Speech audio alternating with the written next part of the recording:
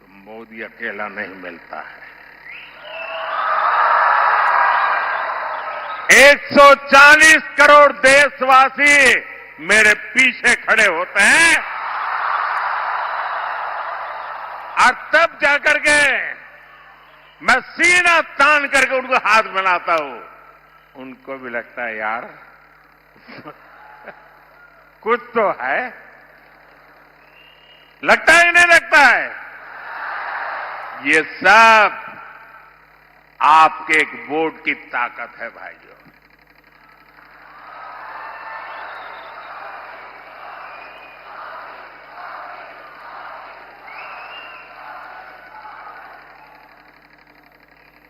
अयोध्या में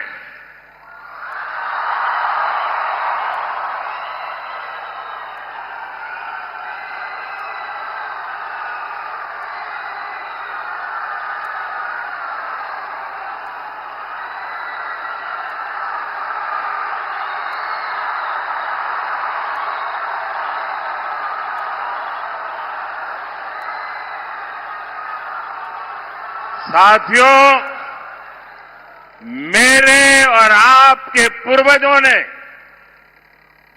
हमारे पूर्वजों ने अयोध्या में प्रभु राम के लिए 500 साल तक लड़ाई लड़ी। 500 साल छोटा कालखंड नहीं है। लाखों लोग मौत के घाट उतार दिए गए।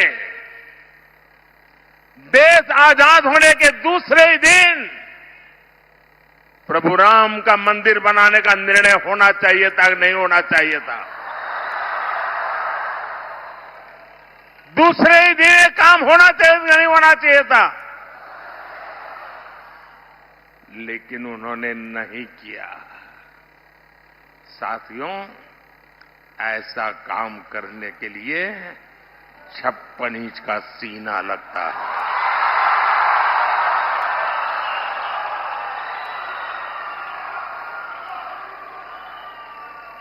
तब जाकर के 500 साल का सपना, 500 साल का इंतजार समाप्त होता है। लेकिन ये तब होता है जब आपके वोट की ताकत मिलती है।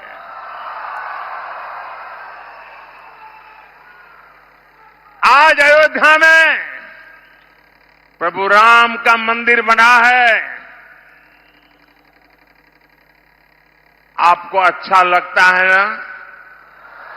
गर्व होता है ना? ये पुण्य का काम हुआ है कि नहीं हुआ है? ये पवित्र काम हुआ है कि नहीं हुआ है? मुझे बताइए, इस पुण्य के हकदार कौन है? इस पुण्य के हकदार कौन है? इसके पुण्य के हकदार आप है, जिन्होंने एक वोट देकर के मजबूत सरकार बनाई है। और देखिए, देश में वोट बैंक की राजनीति कितनी विकृति पर पहुंची है, कितनी विनाशक बन गई है कि 500 साल के संघर्ष के बाद देश के सुप्रीम कोर्ट के निर्णय के बाद देश के कोटि कोटि जन, किसी ने 5 रुपया, किसी ने 11 रुपया, किसी ने 100 रुपया, किसी ने 1000 रुपया, किसी ने लाख रुपया, आप सबने दान दे करके प्रभु राम का मंदिर बनाया है। ये प्रभु राम का मंदिर सरकारी खजाने से नहीं बना है। ये प्रभु राम का मंदिर टैक्स पेयर के पैसों से नहीं बना है। ये हिंदुस्तान के राम भक्तों के जेब से निकले हुए पैसों से बना है, आपके पैसों से बना हुआ है। और जब अब आपको पता है, देश आजाद होने के बाद इन्होंने राम मंदिर न बने इसके लिए सब कुछ कोशिश की, आखिरी दिन तक अदालत में भी गए और 2019 में तो यहां तक कह दिया कि ये केस अभी चलना नहीं चाहिए वरना मोदी को चुनाव में फायदा हो जाएगा, ऐसा कोर्ट में कहा। कांग्रेस पार्टी और उनके सारे चट्टे बट्टे राम मंदिर को रोकने के लिए 70 साल तक कोशिश करते रहे।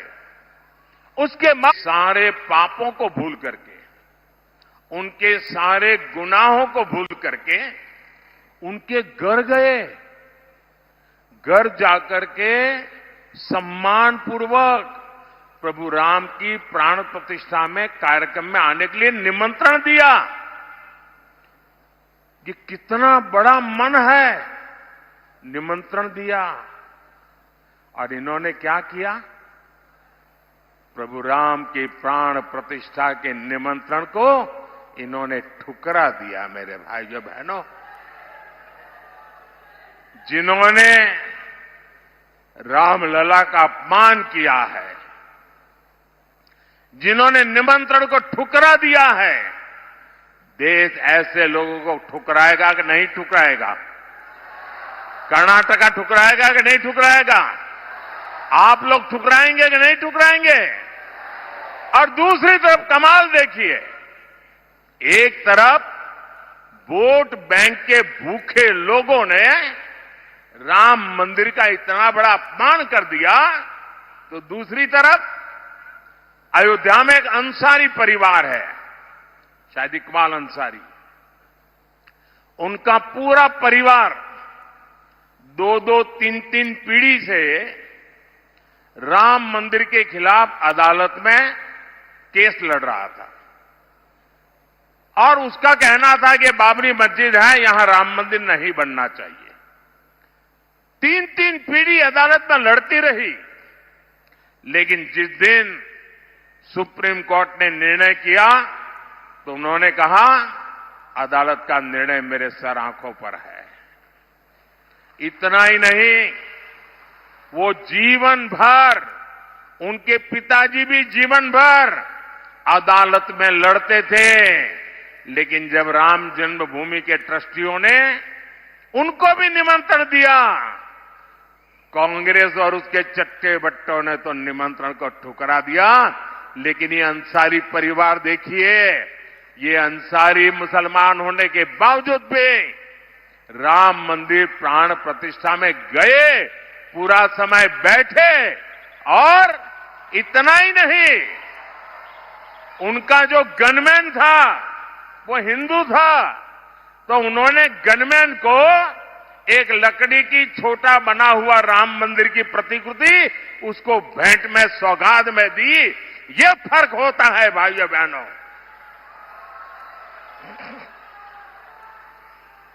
यह देश विकास भी चाहता है, विरासत भी चाहता है। और अब देखिए, बीजेपी सरकार ने ही आयुर्वेद को लेकर पूरी दुनिया में प्रचार प्रसार किया है। हमारी सरकार बनने के बाद हमने अलग आयुष मंत्रालय बनाया है। आपकी सिरसी सुपारी को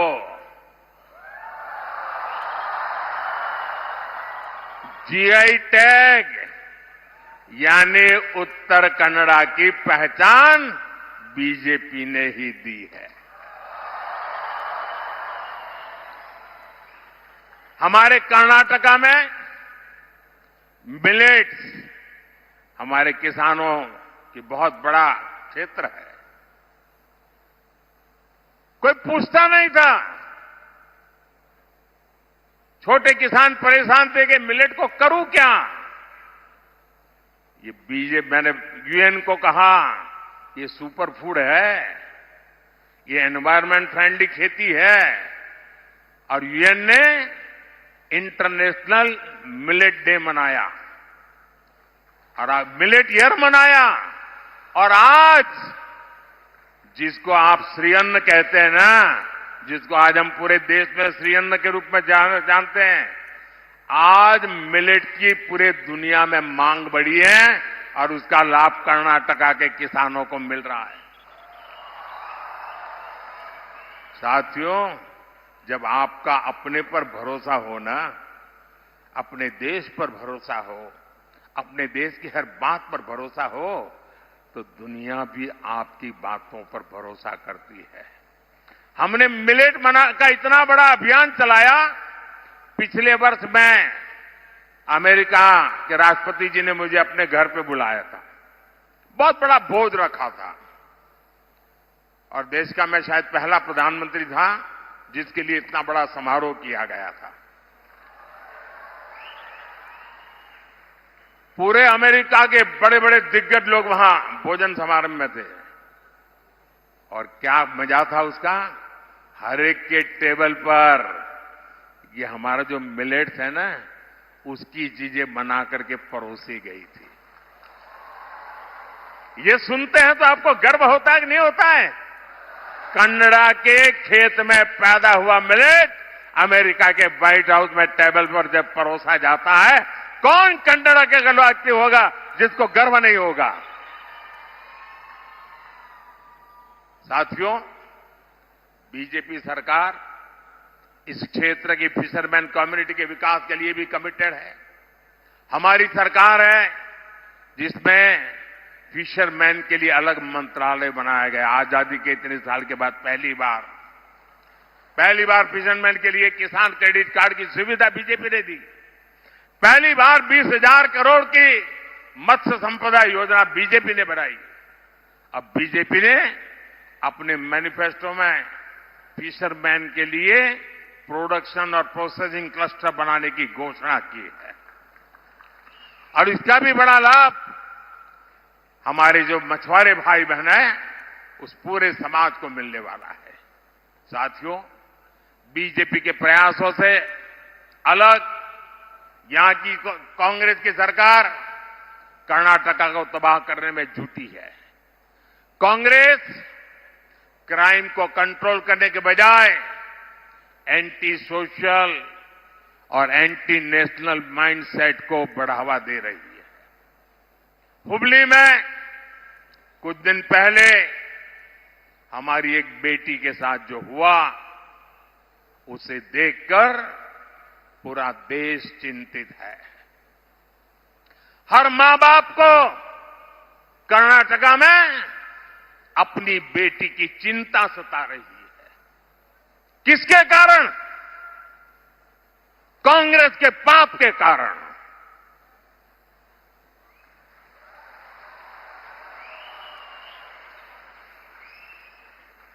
क्या कभी कांग्रेस आपकी बेटी की रक्षा कर सकती है क्या? आप उनके भरोसे बेटियों को बड़ा बना सकते हैं क्या? कॉलेज कैंपस में दिन दहाड़े ऐसा कदम उठाने की हिम्मत उस अपराधी में आई कैसे?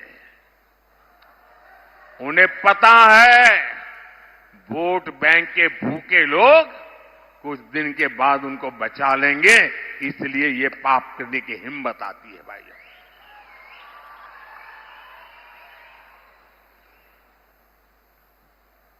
इस क्राइम ने कर्नाटका में हमारी बेटियों की सुरक्षा के संबंध में गंभीर सवाल खड़े किए हैं। खराब कानून व्यवस्था ये कांग्रेस सरकार की पहचान बन चुकी है। आपको पता है 2014 के पहले हमारे देश के अखबारों की हेडलाइन क्या हुआ करती थी? आज बेंगलुरु में बम धमाका हुआ, आज बेंगलुरु में बम धमाका हुआ, आज अयोध्या में बम धमाका हुआ, आज दिल्ली में बम धमाका हुआ, आज गांधीनगर में बम धमाका हुआ, आज सूरत में बम धमाका हुआ, आज मुंबई के अंदर ट्रेन में ब्लास्ट हो गया। ये खबरें आती थी कि नहीं आती थी? आती थी कि नहीं आती थी? 2014 के बाद ये खबरें खत्म हुई कि नहीं हुई? खत्म हुई कि नहीं हुई? देश के कोने कोने में बम धमाकों को रोक लगी कि नहीं लगी? लेकिन बेंगलुरु में इनके आते ही बम फोड़ते हैं आकर के आतंकी। बेंगलुरु हाईटेक सिटी, दुनिया में जिस बेंगलुरु का नाम वहां पर एक काफे में बम फूटता है। भाइयों बहनों, और ये लोग बयान देते हैं क्या, गैस का सिलेंडर फटा है। अरे आपका दिमाग फटा है कि गैस का सिलेंडर फटा है?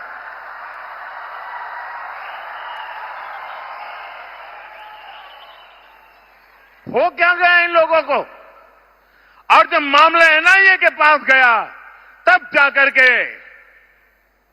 बंगाल में जाकर के उनको दबोच करके ले आए हैं भाइयों। और जिसके पीछे जिन लोगों का नाम है, पीएफआई जैसे संगठन जिसको प्रतिबंध लगा है, वायनाड में ऐसे पीएफआई के संगठनों की मदद ली जाती है तो फिर उनका तूफान और बढ़ेगा कि नहीं बढ़ेगा? कांग्रेस ने जिस प्रकार वोट के लिए पीएफआई जैसे संगठनों की मदद दी है, उनसे सहाय ली है, और ऐसे ही कारणों से ऐसे लोगों की ताकत बढ़ जाती है भाइयों।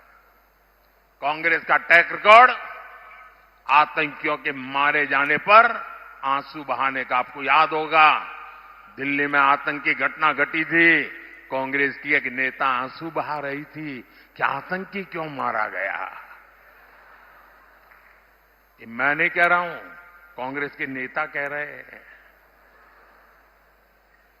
साथियों, बीजेपी का ट्रैक रिकॉर्ड है, हमने पीएफआई की कोई भी ताकत को प्रतिबंध लगा दिया, उसके बड़े बड़े शहंशाह जेलों में सड़ रहे। दोस्तों, एक जमाना था आए दिन पड़ोस में से आतंकी एक्सपोर्ट होते थे, हमारे देश के जवानों को मार करके भाग जाते थे। अब सर्जिकल स्ट्राइक होता है, और ये नया हिंदुस्तान है, ये घर में घुस के मारेगा।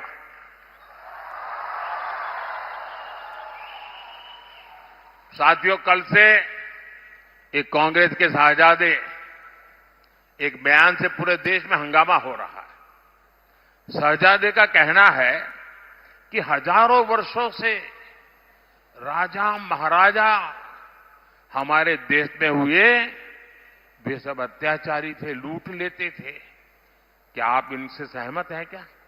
इस भाषा से सहमत है क्या? क्या अपने पापों को छिपाने के लिए देश के राजा महाराजाओं को गाली गलौज करना उचित है क्या? ये शोभा देता है क्या? कांग्रेस का ट्रैक रिकॉर्ड रहा है कि उसने भारतीय संस्कृति को नष्ट किया, भारत के इतिहास को सहित इतिहास नहीं रखा, उसको तोड़ा मरोड़ा है। कांग्रेस का मकसद यही था कि छत्रपति शिवाजी महाराज, महाराणा प्रताप ऐसे महान योद्धाओं का इतिहास अगली पीढ़ी को पता न चले। ये साहजादे बाहर राजा महाराजा को गाली देते, उसको मालूम नहीं है छत्रपति शिवाजी महाराज ने पानी में जो काम किया था उस जमाने में, पानी पर जो प्रबंधन किया था, आज भी बड़े बड़े इंजीनियरों के लिए ये बहुत बड़ा सीखने वाला काम है। आपको तो सिर्फ इतना ही समझ आता है कि छत्रपति शिवाजी महाराज घोड़े पर बैठे। शिवाजी महाराज ने इतनी छोटी छोटी चीजों की चिंता की थी समाज की भलाई के लिए, आप उनको गालियां दे रहे हो। और उनके मुंह से किसी नवाब के लिए गाली सुनी भाई? किसी सुल्तान के लिए गाली सुनी क्या? किसी बादशाह के लिए गाली सुनी क्या? Vote bank. लोग पूछ रहे हैं कि कांग्रेस तुष्टीकरण के लिए और कितना पतन होगा, लोग पूछ रहे हैं। साथियों, इस क्षेत्र का भारत के इतिहास में बहुत ऊंचा स्थान है। यहां से कदम राजवंश ने लंबे समय तक शासन किया। कन्नड़ा भाषा की जो सेवा कदम राजवंश ने की है, क्या उसे कोई कन्नड़ी का भुला सकता है क्या? मैसूरू राजघराना वडियार राजवंश ने शिक्षा सहित हर सेक्टर में कितने ही काम किए हैं। अरे मैं गुजरात से आता हूं, मेरा गांव बड़ौदा गायकवाड़ स्टेट में हुआ करता था, और बड़ौदा के महाराजा गायकवाड़, उन्होंने बाबा साहब आंबेडकर की प्रतिभा को देखा था। बाबा साहब आंबेडकर को बड़ौदा ले गए, बाबा साहब आंबेडकर को अपने पास रखा और बाबा साहब आंबेडकर को विदेश भेजने का पूरा प्रबंध महाराजा गायकवाड़ ने किया था और देश को बाबा साहब आंबेडकर मिले थे। लेकिन भाइयों बहनों, ये हमारे राजा महाराजाओं का योगदान शहजादे को अत्याचारी लगता है? आप ऐसे लोगों को माफ कर सकते हो भाई? कर्नाटका सहित पूरा देश का इतिहास है जहां नवाबों ने, सुल्तानों ने, बादशाहों ने आम नागरिकों पर घोर जुल्म किया, अत्याचार किए हैं। ऐसे सुल्तानों ने हमारे मंदिरों को, हमारे तीर्थों को लूटा, उन्हें तबाह किया। लेकिन शाहजादे ने उनको तो क्लीन चिट दे दी और सभी राजाओं महाराजाओं को अत्याचारी घोषित कर दिया। देश को बांटने का कांग्रेस का प्रयास खतरनाक है साथियों, इनसे बचने की जरूरत है। भाइयों बहनों, आपने देखा होगा अब ये शाहजादे कह रहे हैं वो चुनाव के बाद अगर सत्ता में आए पूरे देश का एक्सरे करेंगे। एक्सरे, आपका एक्सरे होगा, आपके लॉकर का एक्सरे होगा, आपके घर का एक्सरे होगा, आपके खेत का एक्सरे होगा और वो ढूंढ के निकालेंगे किसके पास क्या है। और फिर अगर ज्यादा है तो हड़प कर लेंगे और उनकी जो वोट बैंक है उनको बांट देंगे। हमारी माताओं बहनों के पास स्त्री धन एक बहुत सम्माननीय संपत्ति होती है। माताओं बहनों का मंगलसूत्र उससे पवित्र और कुछ मानते नहीं है। ये उस पर नजर बिठाए बैठे हैं कि ये तुम्हारे पास है, क्या जरूरत है, लाओ। क्या ये पाप हम करने देंगे क्या? ये उन्होंने ठान के रखा हुआ है भाई बहनों। और जब मैं ऐसी चीजें खोल करके रखता हूं तो उनको लगता है अरे पकड़े गए, मोदी तो मार रहा है। अरे मारेगा नहीं तो क्या करेगा? माफ करेगा क्या? देश को तबाह करने के ये आपके तरीकों को मैं देशवासियों को नहीं बताऊंगा तो कौन बताएगा? और आपको पता होना चाहिए मोदी मौज करने के लिए पैदा नहीं हुआ है।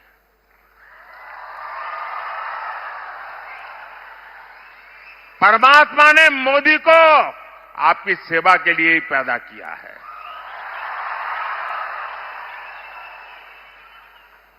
और आपका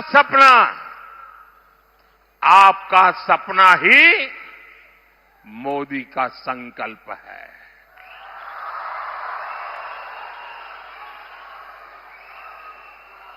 ये मेरी गारंटी है आपको। मेरा पल पल आपके नाम, मेरा पल पल आपके बच्चों के भविष्य के नाम, मेरा पल पल आपके सपनों को साकार करने के नाम, मेरा पल पल देश के नाम, देशवासियों के नाम। और इसलिए मैं आपको गारंटी देता हूं 24/7 फॉर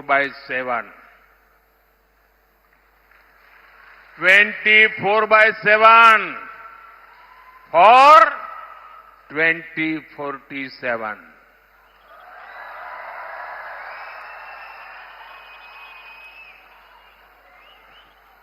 साथियों, कांग्रेस ने एक और खतरनाक इरादा, कर्नाटका के लोगों को सावधान रहना है। आप जो बचत करते हैं ना, हमारे देश में हर मां बाप वो कुछ भी है घर में तो सोचता है कि भाई मेरे मरने के बाद बच्चों को तो ये मिलना चाहिए, मैं ये तो रखूंगा, बच्चों को काम आएगा। एक घर कैसे भी करके बना दूं ताकि मरने के बाद बच्चों को दे सकूं। ये हर हिंदुस्तानी के मन में रहता है कि नहीं रहता है? गरीब से गरीब हिंदुस्तानी भी मरने के बाद बच्चों को कुछ देने का इरादा रखता है कि नहीं रखता है? अब ये शाहजादे ने, उनके गुरु ने अमेरिका से घोषणा की है कि वो इनहेरिटेंस टैक्स लाएंगे। इसका मतलब है कि आपने जो बचाया है वो मरने के बाद आपके संतानों को नहीं जाएगा। आधे से ज्यादा 55%, 55% ये कांग्रेस की जमात, उनकी सरकार हड़प कर लेगी। आपकी आधी प्रॉपर्टी गई। 4 कमरे का घर है तो 2 कमरे गए। 10 एकड़ का खेत तो 5 एकड़ गया। आपके संतान को नहीं मिलेगा। और इसलिए देश चिंतित है, देश गुस्से में है और देश कह रहा है कांग्रेस की लूट जिंदगी के साथ भी, कांग्रेस की लूट जिंदगी के साथ भी और जिंदगी के बाद भी।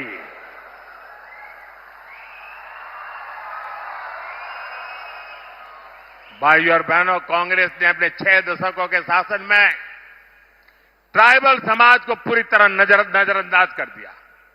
कांग्रेस ने आदिवासियों के लिए कभी अलग मंत्रालय नहीं बनाया।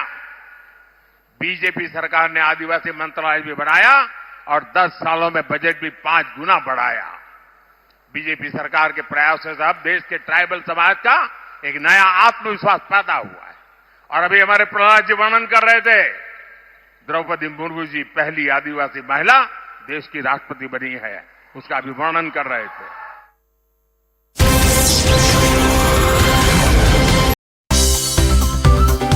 Thank you for watching CNBC TV 18. For all the latest news and updates, do follow us on our social media platforms.